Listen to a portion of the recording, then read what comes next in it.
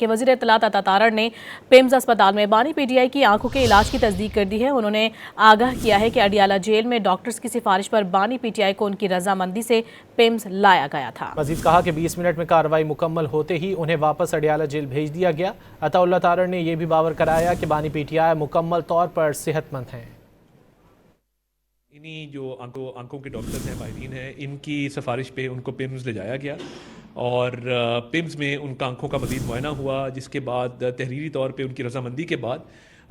20 minute کی طبی کارروائی ہوئی اور ان کو پھر واپس جو ہے وہ اڈیالہ جیل لے جایا گیا ضروری ہدایات کے ساتھ۔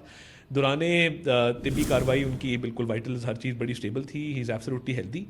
اور تمام جو قیدی ہوتے ہیں ان کو جب کوئی ایسا مسئلہ ہو تو یہ ڈاکٹرز تک رسائی اور یہ اویلیبل ہوتا ہے، تو یہ بالکل رولز کے مطابق ہے۔ بالکل الحمدللہ he is absolutely fine, he is healthy, اور جس طرح میں نے کہا کہ طبی ماہرین کی رائے تھی کہ ان کو ایک معمولی طبی کارروائی کے لیے پن لے جانا ضروری ہے، اور وہ 20 منٹ میں طبی کارروائی پوری کر کے ان کی رضامندی کے بعد ان کو پھر واپس جو ہے وہ اڈیالہ جیل لے جایا گیا۔